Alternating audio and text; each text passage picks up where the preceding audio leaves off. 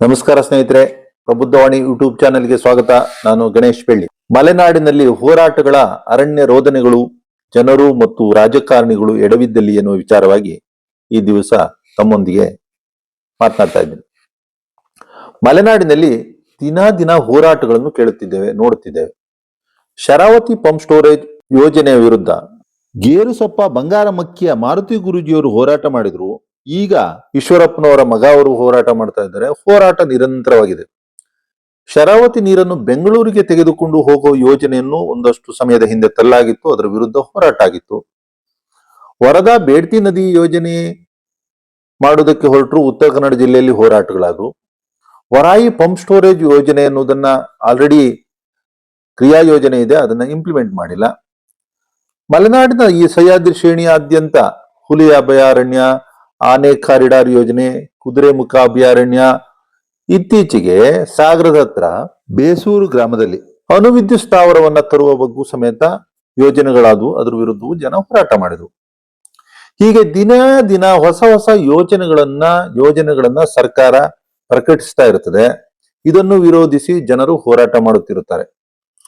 ಒಂದಷ್ಟು ಜನ ಮತ್ತು ಹೋರಾಟಗಾರರು ಹೋರಾಟ ಮಾಡುತ್ತಾ ಪತ್ರಿಕೆಗಳಲ್ಲಿ ಸುದ್ದಿ ಆಗುತ್ತಾ, ಎಸಿ ಡಿಸಿಗೆ ಮನವಿ ನೀಡುತ್ತಾ, ಮೀಟಿಂಗ್ ಮಾಡುತ್ತಾ ಸರ್ಕಾರಕ್ಕೆ ಮನವಿ ಸಲ್ಲಿಸುವುದು, ಮಂತ್ರಿಗಳನ್ನ ಭೇಟಿ ಮಾಡುವುದು, ಮನವಿ ನೀಡುವುದು, ಹೀಗೆ ಹೋರಾಟಗಳು ನಿರಂತರವಾಗಿದೆ. ಈ ಎಲ್ಲ ವಿಷಯಗಳನ್ನು ಗಮನಿಸುತ್ತಾ ಹೋದ್ರೆ ಮಲೆನಾಡಿನ ತಂಪಾದ ವಾತಾವರಣವನ್ನು ಸುಟ್ಟು ಆ ಬೆಂಕಿಯ ಶಾಖದಲ್ಲಿ ಚಳಿ ಕಾಯಿಸಿಕೊಳ್ಳುವವರೇ ಹೆಚ್ಚಾಗಿದ್ದಾರೆ ಎನಿಸುತ್ತದೆ. ಒಂದು ಕಡೆ 1960ರ ದಶಕದಿಂದ ಆಗಿರುವ ಅಣೆಕಟ್ಟುಗಳು, 7 ಅಣೆಕಟ್ಟುಗಳು, ಅದರಲ್ಲಿ ನಿರಾಶ್ರಿತರಾದ ರೈತರು, ದಾಖಲೆಗೆ ಸಿಕ್ಕ ರೈತರು ಒಂದು ಕಡೆ ಆದ್ರೆ, ದಾಖಲೆಗೆ ಸಿಗದ ಗೇಣಿದಾರರು, ಕೂಲಿ ಕಾರ್ಮಿಕರು ಇನ್ನೊಂದು ಕಡೆ. ಇಂದಿಗೂ ಅವರು ನ್ಯಾಯಕ್ಕಾಗಿ ಹೋರಾಟ ಮಾಡುತ್ತಿದ್ದಾರೆ. ಅವರು ನಿರಾಶ್ರಿತರಾಗಿ ಹಿನ್ನೀರಿನಿಂದ ಹೊರಟು ಸಿಕ್ಕ ಕಡೆ ಭೂಮಿಯನ್ನ ಲಾರಿಯಲ್ಲಿ ತಂದು ಬಿಟ್ರು. ಇನ್ನು ಕೆಲವರು ಅವರಾಗೆ ಹೋದ್ರು. ಅಲ್ಲಿ ಇರುವಂತ ನೀರಿನ ವಸತಿ ಸೌಕರ್ಯಗಳನ್ನ ನೋಡ್ಬಿಟ್ಟು ಕಾಡನ್ನ ಕಡಿದು ಒಂದಷ್ಟು ಬಯಲು ಪ್ರದೇಶದಲ್ಲಿ ತೋಟ ಗದ್ದೆಗಳನ್ನು ಮಾಡಿ ಬದುಕ್ತಾ ಇದ್ದಾರೆ. ಅವರಿಗೆ 3 ತಲೆಮಾರುಗಳಾದರೂ ಹಕ್ಕುಗಳನ್ನು ನೀಡಲು ಸರ್ಕಾರಕ್ಕೆ ಆಗಿಲ್ಲ. ಒಂದು ಕಡೆ ಗ್ರಾಮದ ಭೂಮಿಗಳೆಲ್ಲ ಅರಣ್ಯ ಇಲಾಖೆಯ ದಾಖಲೆಯಲ್ಲಿ ಅರಣ್ಯ ಎಂದು ನಮೂದಾಗಿದೆ. ಕಂದಾಯ ಇಲಾಖೆಯವರು ಅರಣ್ಯ ಇಲಾಖೆ ಅನುಮತಿ ಪಡೆದುಕೊಳ್ಳದೇ ಸಾಕಷ್ಟು ಮಂಜೂರಾತಿಯನ್ನು ಮಾಡಿದ್ದಾರೆ. 100 ವರ್ಷಗಳ ಹಿಂದೆ ಅರಣ್ಯ ಇಲಾಖೆ ನೋಟಿಫಿಕೇಶನ್ ಮಾಡಿದ್ದುಗಳನ್ನು RTCಯಲ್ಲಿ ನಮೂದಿಸದೇ ಇರುವುದರಿಂದ ಈಗ ಅದನ್ನು ಅರಣ್ಯ ಇಲಾಖೆ ತಮ್ಮ ಜಾಗ ಎನ್ನುತ್ತಿದೆ. ಆದ್ರೆ ಕಂದಾಯ ಇಲಾಖೆಯವರು ಆಗಾಗ್ಲೇ ಜನರಿಗೆ ಹಕ್ಕುಗಳನ್ನ ನೀಡಿದ್ದಾರೆ. ಒತ್ತುವರಿ ತೆರವು ಕಾರ್ಯಾಚರಣೆ, ಅಲ್ಲಲ್ಲಿ ರೈತರ ತೋಟ ಗದ್ದೆ ವಾಸದ ಮನೆಗಳ ಮೇಲೂ ದಾಳಿ ಮಾಡ್ತಾ ಇದ್ದಾರೆ. ಅದರ ಬಗ್ಗೆ ಸಮೇತ ಹೋರಾಟಗಳು ಆಗ್ತಾ ಇರ್ತದೆ. ಇತ್ತೀಚೆಗೆ 2005ರಲ್ಲಿ ಅರಣ್ಯ ಹಕ್ಕು ಕಾಯ್ದೆ ಬಂತು. 2012ರಲ್ಲಿ ತಿದ್ದುಪಡಿ ಆಯ್ತು. ಈವರೆಗೆ ಆ ಕಾಯ್ದೆಯನ್ನ ಹಿಂದಿನ ಬಿಜೆಪಿ ಸರ್ಕಾರದವರು ಎಸಿಯ ಮೂಲಕ ಎಲ್ಲಾ ಅರ್ಜಿಗಳನ್ನು ವಿಲೇ ಮಾಡಲಾಯಿತು. ಆ ಒಂದು ಕಾನೂನು ಏನಾಯ್ತು ಎನ್ನುವುದು ಇವತ್ತಿನವರೆಗೆ ಸುದ್ದಿ ಇಲ್ಲ. ಇನ್ನು ಕಾಡು ಪ್ರಾಣಿಗಳ ಹಾವಳಿ ಮಿತಿಮೀರಿ ಹೋಗಿದೆ. ಮಂಗನ ಪಾರ್ಕ್ ಯೋಜನೆ ಅಂತ ತಂದ್ರು, ಅದರ ಕಥೆ ಏನಾಯ್ತು ಗೊತ್ತಿಲ್ಲ. ಅಣೆಕಟ್ಟಿನ ಹಿನ್ನೀರಿನಲ್ಲಿ ಮೊಸಳೆಗಳನ್ನು ಬಿಡಲಾಗುತ್ತಿದೆ ಎನ್ನಲಾಗುತ್ತಿದೆ. ಹುಲಿ ಚಿರತೆಗಳನ್ನು ರಹಸ್ಯವಾಗಿ ಕಾಡಿನಲ್ಲಿ ಬಿಡಲಾಗುತ್ತದೆ ಎಂದು ಹೇಳಲಾಗುತ್ತಿದೆ. ಆನೆಗಳು, ಹೀಗೆ ಕಾಡು ಪ್ರಾಣಿಗಳ ನಡುವೆ ರೈತರ ಬೆಳೆದ ಬೆಳೆ ಮನೆಗೆ ತರುವುದರಲ್ಲಿ ನಿರೀಕ್ಷೆ ಇರುವುದಿಲ್ಲ. IAS IPS ಅಧಿಕಾರಿಗಳು ಬೆಂಗಳೂರಿನಲ್ಲಿ ಕುಳಿತು ಕಾನೂನುಗಳನ್ನು ರಚಿಸುತ್ತಾ ಮಲೆನಾಡಿನ ರೈತರನ್ನು ಕಾನೂನಿನ ಕುಣಿಕೆಯಲ್ಲಿ ಸಿಲುಕಿಸಿದ್ದಾರೆ ಎನ್ನುವುದಂತೂ ಸತ್ಯ. ಇದೇ ಕಾಂಗ್ರೆಸ್ ಸರ್ಕಾರ ಶರಾವತಿ ಸಂತ್ರಸ್ತರ ಸಮಸ್ಯೆಯನ್ನು ಬಗೆಹರಿಸುತ್ತೇನೆಂದು ಸಾಗರದಿಂದ ಶಿವಮೊಗ್ಗಕ್ಕೆ ಪಾದಯಾತ್ರೆ ಮಾಡಿದ್ದನ್ನು ಮಧುರ ಬಂಗಾರಪ್ಪ, DKಶಿ ಅವರು ಮರೆತಿರಬಹುದು, ಜನ ಮರೆತಿಲ್ಲ. ಕಾಂಗ್ರೆಸ್ ಅಧಿಕಾರಕ್ಕೆ ಬಂದ ಮೇಲೆ ಶರಾವತಿ ಸಂತ್ರಸ್ತರ ಸಮಸ್ಯೆ ಬಗೆಹರಿಸದೇ ಇದ್ದಾಗ ಮತ್ತೆ ರೈತರು ಹೋರಾಟ ಮಾಡಿದ್ದಾರೆ.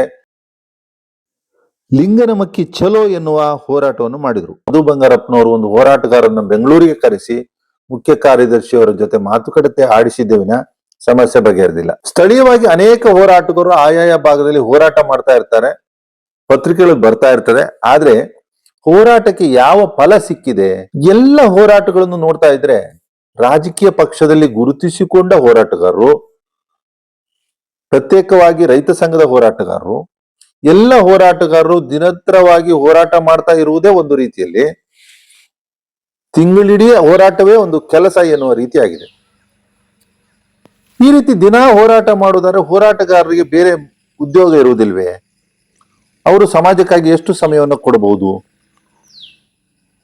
ಒಂದು ರಾಜಕೀಯ ಪ್ರತಿನಿಧಿಯಾಗಿ ಈ ಬಗ್ಗೆ ಎಷ್ಟು ಮಟ್ಟಿಗೆ ಕೆಲಸ ಮಾಡಿದ್ದಾರೆ ಎನ್ನುವುದನ್ನು ಪ್ರಶ್ನಿಸಬೇಕಾಗ್ತದೆ.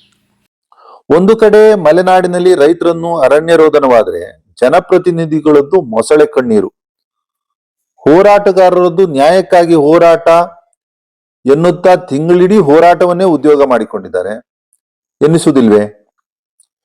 ಹೀಗೆ ಪ್ರತಿಫಲ ಸೊನ್ನೆ ಆಗ್ತಾ ಹೋಗ್ತಾ ಇದೆ, ಯಾವುದೇ ಪ್ರತಿಫಲ ಬರ್ತಾ ಇಲ್ಲ. 1960ರಿಂದ ಹೋರಾಟಗಳನ್ನು ನಡೆಸುತ್ತಲೇ ಬರುತ್ತಿದ್ದಾರೆ, ಸಮಸ್ಯೆ ಮಾತ್ರ ಹಾಗೇ ಇದೆ. ಬಗರುಕುಂ ರೈತರ ಭೂಮಿ ಹಕ್ಕಿಗಾಗಿ ಯಡಿಯೂರಪ್ಪನವರು ತಮ್ಮ ರಾಜಕೀಯ ಜೀವನದ ಪ್ರಾರಂಭದಲ್ಲಿಯೇ ಹೋರಾಟ ಮಾಡಿದವರು, ಮುಖ್ಯಮಂತ್ರಿಗಳಾಗಿ ಈಗ ಮಾಜಿಗಳಾಗಿದ್ದಾರೆ, ಸಮಸ್ಯೆ ಹಾಗೇ ಇದೆ. ಬಂಗಾರಪ್ಪನವರು ಧೀಮಂತ ನಾಯಕರು ದಿವಂಗತರಾದರೂ ಸಮೇತ ಸಮಸ್ಯೆ ಹಾಗೆ ಉಳಿದಿದೆ. ಸಮಸ್ಯೆ ಆಳಕ್ಕೆ ಯಾರು ಹೋಗುತ್ತಿಲ್ಲ. ಅಣೆಕಟ್ಟುಗಳಿಂದ ಆಗಿರುವ ಅರಣ್ಯ ನಾಶಕ್ಕೆ ಪರಿಸರವಾದಿಗಳದ್ದು ಜಾಣ ಮೌನವಾಗಿದೆ. ಒಂದೊಂದು ಅಣೆಕಟ್ಟಿನಲ್ಲಿ ಸರಿಸುಮಾರು ಸಾವಿರಾರು ಹೆಕ್ಟೇರ್ ಅರಣ್ಯ ನಾಶ ಆಗಿದೆ. ಶರಾವತಿ ಒಂದರಲ್ಲೇ 58,883 ಎಕರೆ ಅರಣ್ಯ ನಾಶ ಆಗಿದೆ. ಎಲ್ಲ 7 ಡ್ಯಾಮ್ಗಳಿಂದ ಸರಿಸುಮಾರು 1,00,000ಕ್ಕೂ ಹೆಚ್ಚು ಹೆಕ್ಟೇರ್ ಅರಣ್ಯ ನಾಶ ಆಗಿದೆ. ಇದರ ಬಗ್ಗೆ ಪರಿಸರವಾದಿಗಳು ಯಾರು ಮಾತನಾಡುತ್ತಿಲ್ಲ. ಶಿವಮೊಗ್ಗದಲ್ಲಿ ಅತಿ ಹೆಚ್ಚು ಒತ್ತುವರಿ ಆಗಿದೆ ಎನ್ನುವವರಿಗೆ ಸಂತ್ರಸ್ತರ ಪುನರ್ವಸತಿಯ ಸಮಸ್ಯೆಗಳು ಗೊತ್ತೇ ಇಲ್ಲ. ಮಲೆನಾಡಿನಲ್ಲಿ ಅಕೇಶಿಯ ಬೆಳೆದು ಲಾಭ ಮಾಡಿಕೊಳ್ಳುತ್ತಿರುವವರು ಅರಣ್ಯ ಇಲಾಖೆ ಮತ್ತು ಎಂಪಿಎಂನವರು. ದೇಶದ ಆಹಾರ ಉತ್ಪಾದನೆಯಲ್ಲಿ ಕೊಡುಗೆಯಾಗಿರುವ ಬೆಳೆ ಬೆಳೆಯುತ್ತಿರುವ ರೈತರ ಜಮೀನುಗಳಿಗೆ ಹಕ್ಕುಗಳನ್ನು ನೀಡಲು ಕಾನೂನಿನ ತೊಡಕುಗಳನ್ನು ಇದೇ ಸರ್ಕಾರಗಳು ಹೇಳುತ್ತಾ ಬಂದಿದ್ದಾರೆ. ಸುಪ್ರೀಂ ಕೋರ್ಟಿನಲ್ಲಿ ಪರಿಸರವಾದಿಗಳು ಹಾಕಿದ ಕೇಸುಗಳು, ಗೋದಾವರ್ಧಮನ್ ಕೇಸನ್ನು ಆಧಾರವಾಗಿ ಇಟ್ಟುಕೊಂಡು ಮಾತನಾಡುವ ಅಧಿಕಾರಿಗಳು ಮಲೆನಾಡಿನಲ್ಲಿ ಬರೀ ಅರಣ್ಯ ರೋಧನಗಳು ಕೇಳಿಸ್ತಾ ಇದೆಯಾ? ಇದು ನಿಮಗೆ ಕೇಳಿಸ್ತಾ ಇಲ್ವಾ? ಈ ಸಂಚಿಕೆಯಲ್ಲಿ ಇಷ್ಟನ್ನೇ ಹೇಳ್ತಾ ಇದ್ದೇನೆ. ಮುಂದಿನ ಸಂಚಿಕೆಯಲ್ಲಿ ಮತ್ತೆ ಸಿಗ್ತೇನೆ. ಈ ಕಾನೂನಿನ ಕುಣಿಕಿಗೆ ಅಲ್ಲಲ್ಲಿ ಬಲಿಯಾಗುತ್ತಿರುವ ರೈತರನ್ನು ಒಂದು ಕಡೆ ಆದ್ರೆ, ಇನ್ನೂ ಸಹ ರಾಜಕೀಯವನ್ನು ಬಿಟ್ಟು ಮಲೆನಾಡಿನ ರೈತರನ್ನು ಒಗ್ಗಟ್ಟು ಮಾಡಲಾಗುತ್ತಿಲ್ಲ ಎನ್ನುವ ಬೇಸರವೂ ಒಂದು ಕಡೆ ಇದೆ. ಇತ್ತೀಚೆಗೆ ಸಾಗರದಲ್ಲಿ 2 ರೈತರುಗಳ ನಡುವೆ ಕಚ್ಚಾಟವಾಗಿ ಹೋರಾಟದಲ್ಲೂ 2 ಗುಂಪುಗಳಾಗಿದೆ. 2 ರೈತ ಸಂಘಗಳು ಬೇರೆ ಬೇರೆಯಾಗಿ ಹೋರಾಟ ಮಾಡ್ತಾ ಇದ್ದಾರೆ. ಇದ್ರ ಬಗ್ಗೆ ಇನ್ನೊಂದು ವಿಡಿಯೋ ಮಾಡ್ತೇನೆ. ನಿಜವಾಗ್ಲೂ ಅನಿಸುತ್ತೆ, ಜನರು ಏಕೆ ಹೀಗಾಗಿದ್ದಾರೆ, ಜನಪ್ರತಿನಿಧಿಗಳು ದಾರಿ ತಪ್ಪಿದ್ದೆಲ್ಲಿ ಎನ್ನುವುದನ್ನ ಈ ಹಿಂದಿನ ಒಂದು ವಿಡಿಯೋದಲ್ಲಿ ಹೇಳಿದ್ದೇನೆ. ಇಡುವಾಣಿ ಈಶ್ವರಪ್ಪನವರು ಅದರ ಬಗ್ಗೆ ಡೀಟೇಲ್ ಆಗಿ ಹೇಳಿದ್ದಾರೆ, ಅದನ್ನು ಸಮೇತ ಹಿಂದಿನ ವಿಡಿಯೋದಲ್ಲಿ ಹೇಳಿದ್ದೀನಿ. ಇನ್ನಷ್ಟು ವಿಷಯದ ಬಗ್ಗೆ ತಾವು ಸಮೇತ ನಮ್ಮೊಂದಿಗೆ ವಿನಿಮಯ ಮಾಡಿಕೊಳ್ಳಿ.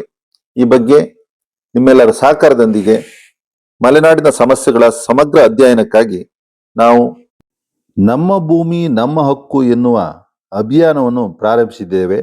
ಇದರಲ್ಲಿ ಒಂದು ಸಹಾಯವಾಣಿಯನ್ನ ನೀಡ್ತಾ ಇದ್ದೇವೆ. ಈ ಸಹಾಯವಾಣಿಗೆ ಸಂಪರ್ಕ ಮಾಡಿ. ನಿಮ್ಮ ಊರಿನಲ್ಲೂ ಸಮೇತ ಸಭೆಗಳನ್ನು ಮಾಡುವ ಬಗ್ಗೆ ನಮಗೆ ಮಾಹಿತಿ ಕೊಡಿ. ನಾವು ಸಮೇತ ನಮ್ಮ ಅನುಭವವನ್ನು ನಿಮ್ಮೊಂದಿಗೆ ಹಂಚಿಕೊಳ್ಳುತ್ತೇವೆ. ನಮಗೆ ತಿಳಿದಂಥ ಎಲ್ಲ ವಿಚಾರಗಳನ್ನು ತಮ್ಮೊಂದಿಗೆ ಹಂಚಿಕೊಳ್ಳುವುದಕ್ಕೆ ನಿಮ್ಮ ಊರಿನ ಸಭೆಗಳನ್ನು ನಿರ್ಣಯ ಮಾಡಬಹುದು ಹಾಗೂ ಸಹಾಯವಾಣಿ ಮೂಲಕ ಹೆಚ್ಚಿನ ಮಾಹಿತಿಯನ್ನು ಪಡೆದುಕೊಳ್ಳಬಹುದು. ಸಹಾಯವಾಣಿ ಸಂಖ್ಯೆ 6364646895.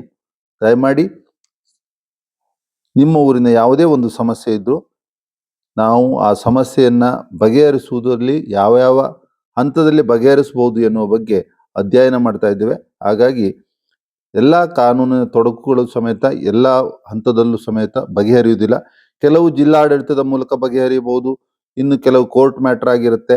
ಹಾಗೆ ಬೇರೆ ಬೇರೆ ವಿಭಾಗಗಳಿರೋದ್ರಿಂದ ಅವುಗಳನ್ನು ವಿಭಾಗಿಸುವುದು ಸಮೇತ ಸಾಕಷ್ಟು ಸಮಯ ತೆಗೆದುಕೊಳ್ತದೆ. ಯಾಕಂದ್ರೆ ಈಗಾಗಲೇ ದಾಖಲಾತಿ ಇದೆ, ಆದರೆ ಅರಣ್ಯ ಇಲಾಖೆದೇ ಆಗೋದ್ರಲ್ಲಿ ಲಂಚ ಕೊಟ್ಟು ದಾಖಲಾತಿ ತಗೊಂಡಿದ್ದೀರಿ. ಇಂಥ ಅನೇಕ ಪ್ರಾಬ್ಲಮ್ಗಳಿದ್ದಾವೆ. ಯಾವುದೋ ಒಂದು ವಿಚಾರವನ್ನು ಹೇಳ್ಕೊಳ್ಬೇಕಾಗೋದಿಲ್ಲ. 1978ಕ್ಕೂ ಪೂರ್ವದ ರೈತರನ್ನು ಗುರುತಿಸಬೇಕಾಗಿತ್ತು, ಆಗ ಗುರುತಿಸಲಿಲ್ಲ. ಅಲ್ಲಿಯೂ ಸಮೇತ ಅರಣ್ಯ ಸಂರಕ್ಷಣಾ ಕಾಯ್ದೆಯಿಂದ ಆದಂಥ ತೊಡಕುಗಳೇನು, ಎಲ್ಲ ವಿಚಾರವನ್ನು ಸಮೇತ ಒಂದೇ ವಿಡಿಯೋದಲ್ಲಿ ಹೇಳಲಿಕ್ಕಾಗೋದಿಲ್ಲ. ಹಂತ ಹಂತವಾಗಿ ನಾವು ಈ ಚರ್ಚೆಯನ್ನು ಮುಂದುವರಿಸೋಣ ಅಂತ ಹೇಳ್ತಾ, ನಿಮ್ಮೆಲ್ಲರ ಸಹಕಾರ ನಮ್ಮೊಂದಿಗಿರಲಿ. ಇದು ಮಲೆನಾಡಿನ ಎಲ್ಲರ ಬದುಕಿನ ಪ್ರಶ್ನೆಯಾಗಿದೆ. ವಿಠಲ್ ಹೆಗ್ಡೆ ಕಲ್ಕುಳಿ ಅವರು ಈ ಬಗ್ಗೆ ಹೇಳಿದ್ದು, ಇದು ನಮಗೆ ಉರುಳು ಹಾಕಿದ್ದಾರೆ. ಈ ಉರುಳು ನಿಧಾನವಾಗಿ ಕಾನೂನಿನ ಉರುಳು ನಿಧಾನವಾಗಿ ಬಿಗಿ ಮಾಡ್ತಾ ಇದ್ದಾರೆ. ಹಿಡಿತ ಬಿಗಿ ಆಗ್ತಾ ಇದೆ. ಕೊರಳಿಗೆ ಉರುಳು ಹಾಕಿ ನಮ್ಮನ್ನ ಎಳಿತಾ ಇದ್ದಾರೆ, ಹಗ್ಗ ಹಾಕಿ ನೇಣು ಹಾಕದಂಗಾಗಿದೆ ಎನ್ನುವುದನ್ನು ವಿಠಲ್ ಹೆಗ್ಡೆ ಕಳ್ಕುಳಿ ಅವರು ಹೇಳಿದ್ದಾರೆ. ಹಾಗೆ ನಾವು ಸಮೇತ ಅದರ ಅಧ್ಯಯನ ಇಲ್ಲದೆ ಹೆಚ್ಚಿನ ಮಾತನಾಡಲಿಕ್ಕಾಗೋದಿಲ್ಲ. ನಿಮ್ಮೊಂದಿಗೆ ಚರ್ಚೆ ಮಾಡೋಣ. ಈ ಸಹಾಯವಾಣಿ ಸಂಖ್ಯೆಯನ್ನು ಅಗತ್ಯ ಇರುವವರು, ಸಮಸ್ಯೆಯಲ್ಲಿರುವವರು ಸಂಪರ್ಕಿಸಿ ಅಂತ ಹೇಳ್ತಾ ಮುಂದಿನ ವಿಡಿಯೋದಲ್ಲಿ ಇನ್ನಷ್ಟು ಮಾಹಿತಿಯನ್ನು ನೀಡ್ತೇನೆ. ಎಲ್ಲರಿಗೂ ಧನ್ಯವಾದಗಳು.